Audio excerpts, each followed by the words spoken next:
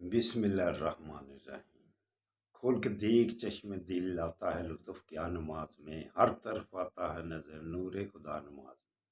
میرے دوستو، میرے برخوردارو، صبح اٹھ کر اللہ کے آگے گردنیں جھکا لینا، یہی ہمارے لیے، سب کے لیے بہتر ہے۔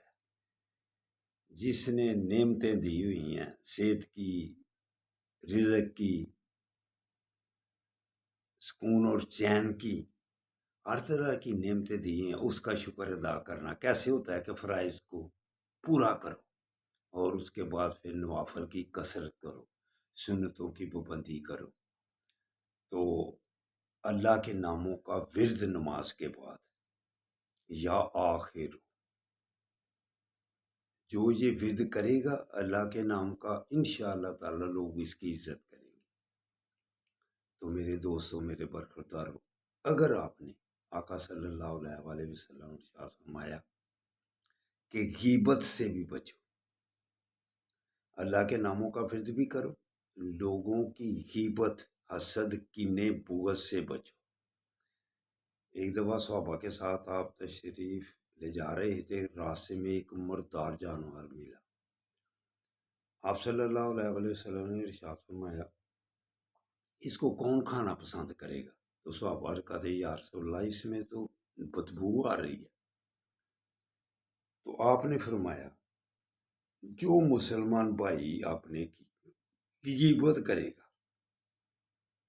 اس نے سمجھو یہ مردار کھایا ہے۔ تو آپ کو صحت کا راز اصل بتلا دوں، اگر پریشانیوں، الجھنوں سے اور جسم کے اندرونی معاملات سے بچنا ہے تو پھر حسد، کینے سے اور غیبت سے باز آ جاؤ، غصہ کرنے سے باز آ جاؤ۔ پھر حقیقی صحت آپ کو ملے گی جب آپ لوگوں کی غیبتیں، حسد، کینے، بغض سے دور ہو جاؤ گے۔ آپ جتنی مرضی اچھی خوراک کھا لیں، لیکن جب مردار کھاتے جائیں گے سارا دن، تو پھر آپ کا جسم کیا تندرست رہے گا؟